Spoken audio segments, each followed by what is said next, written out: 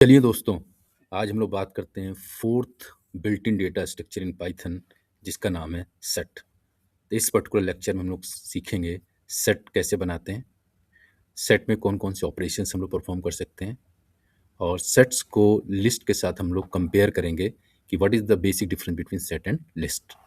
सो चलिए without waiting further let's start this particular session. तो सबसे पहले जानते हैं ये सेट होता है क्या है? ठीक। तो first important thing about set is that set is an unordered collection.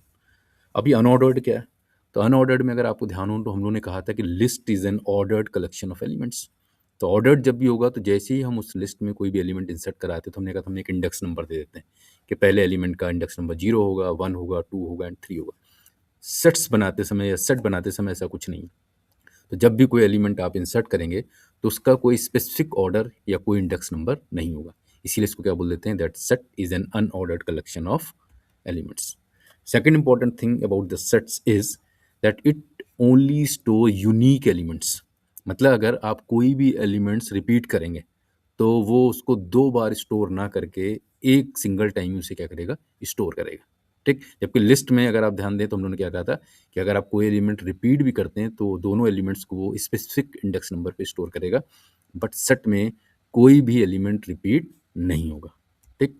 Third important thing is कि सर सेट बनाएंगे कैसे? ठीक। तो सेट बनाने के लिए हम लोग करली ब्रेसेस यूज़ करेंगे। तो अगर आप ध्यान दें तो हम लोगों ने लास्ट लेक्चर में डिस्कस किया था कि डिक्शनरी बनाने के लिए भी हम लोगों ने कौन से ब्रैकेट यूज़ करे थे, करली ब्रेसेस। और सेट बनाने के लिए भी हम लोग क्या यूज़ कर लें, करली ब्रेसेस। तो दोनों को कैसे डिफ्रेंशिएट करेंगे ये भी हम लोग अभी थोड़ी देर में देखेंगे। And the fourth important thing is that set is mutable. मतलब कोई भी एलिमेंट्स जो आपने सेट में स्टोर किया है उसे आप चेंज कर सकते हैं। ठीक है। तो these are the 4 basic fundamental thing which everybody should know related to set. I hope that part is clear to all of you. तो चलिए जल्दी से अपना पहला सेट हम लोग क्रिएट करते हैं। तो सिंपली हमने एक एस नाम का वेरिएबल बनाया और सेट बनाने के लिए कभी करली ब्रेसेस यूज़ करते हैं, करली ब्रेसेस यूज़ करें और उसमें 4 एलिमेंट्स हमने स्टोर कर दिया। इसको प्रिंट कराएंगे तो बट ऑब्वियस क्या प्रिंट होके आ जाएगा, 1 2 3 4 whatever elements we have stored वो हमारे प्रिंट होके आ जाएंगे। ठीक। अब देखिए हमने फिर से एक सेट बनाया। इसमें अगर आप देखें तो हमने क्या कर दिया, 2 और 3 को क्या कर दिया, रिपीट कर दिया। तो हमारी सेट की प्रॉपर्टी हमने क्या डिस्कस करी थी कि सेट में सारे एलिमेंट्स क्या होंगे, यूनिक होंगे। तो अगर आप इसको प्रिंट कराएंगे तो आपका आउटपुट क्या आना चाहिए? हाँ जल्दी से सोचिए क्या आएगा? क्या 2 2 बार आएगा, क्या 3 2 बार आएगा? बट ऑब्वियस नहीं आएगा। तो आउटपुट क्या आएगा? Only 1 2 3 and 4। जो भी रिपीटेड एलिमेंट्स हैं वो बार बार रिपीट नहीं होंगे। थर्ड कि सर अगर मुझे अपना एम्प्टी सेट बनाना है तो मैं पाइथन में कैसे बनाऊंगा? तो हमने कह दिया ठीक है, सेट बनाने के लिए तो हम लोग करली ब्रेसेस यूज़ करते हैं। तो हमने कहा S equal to curly braces इस तरीके से लिख देंगे। But now there is a confusion. अब यहाँ पे कन्फ्यूजन क्या है कि सर इसको तो पाइथन समझ लेगा कि हम डिक्शनरी बना रहे हैं, क्योंकि डिक्शनरी में भी आप करली ब्रेसेस यूज़ कर रहे हैं, सेट में भी करली ब्रेसेस यूज़ कर रहे हैं। तो पाइथन अगर आपने इस तरीके का स्टेटमेंट लिखा तो पाइथन नोट में क्या है, दिस क्रिएट्स ए डिक्शनरी। तो पाइथन इसे क्या मान लेगा कि आप एक डिक्शनरी या एम्प्टी बना रहे हैं। ठीक है। नाउ द क्वेश्चन इज कि सर अगर मुझे फिर एम्प्टी सेट बनाना है तो मैं कैसे बनाऊंगा? तो उसके लिए सिंटेक्स क्या है दोस्तों? तो उसके लिए सिंटेक्स है आपको सेट फंक्शन कॉल करना पड़ेगा। तो जैसे ही आप इस सेट फंक्शन को कॉल करेंगे पाइथन ऑटोमेटिकली आपके लिए एक एम्प्टी सेट बना के तैयार कर देगा। ठीक है। तो यहाँ पे थोड़ा सा हमको केयरफुल रहना है बिकॉज दोनों केस में हम लोग करली ब्रेसेस यूज़ कर रहे हैं। ठीक। चलिए नेक्स्ट है कि सर अगर हम कोई डिफरेंट एलिमेंट्स जो हमने सेट में स्टोर करें हैं अगर हम उनको प्रिंट कराना चाहते हैं या उन पे कुछ ऑपरेशंस परफॉर्म करना चाहते हैं, हम चाहते हैं सर हर नंबर में कुछ ऐड हो जाए, कुछ मल्टीप्लाई हो जाए, कुछ कैलकुलेशन हो जाए, तो इज इट पॉसिबल कि हम एक एक करके नंबर उठाएं और उस पर कुछ कैलकुलेशन करा दें या प्रिंट करा दें? Yes, it is possible. Since we are going to repeat the same task, तो हम समझ गए हम लोग किस कॉन्सेप्ट का यूज़ करेंगे, फॉर लूप का यूज़ करेंगे। तो फॉर एक्स इन एस कर दिया हमने। एस हमारा क्या है, लिस्ट सॉरी सेट का नाम है। तो एक एक करके वो पहले 1 को उठाएगा, इसमें से एक्स में स्टोर करेगा, प्रिंट करा देगा, 2 को उठाएगा and that process will keep on continuing जब तक कि सारे एलिमेंट्स इसके प्रिंट नहीं हो जाते। तो हम प्रिंट भी करा सकते हैं। आप यहाँ पे कुछ कैलकुलेशन कराना चाहते हैं इंडिविजुअल एलिमेंट में सेट के, तो that also we people can easily perform. Next है सर एक बार अगर हमने सेट क्रिएट कर दिया तो क्या हम सेट में और एलिमेंट्स ऐड कर सकते हैं? ठीक है। तो answer is yes, we people can do that. तो how? By using add function. तो एस डॉट ऐड आपने कॉल किया, यहाँ पे जो भी एलिमेंट आपको सेट में जोड़ना है यहाँ पे उसका नाम लिख दीजिए, एग्जीक्यूट कराइए और जैसे आप प्रिंट कराएंगे तो आउटपुट आ जाएगा 1 2 3 एंड 4।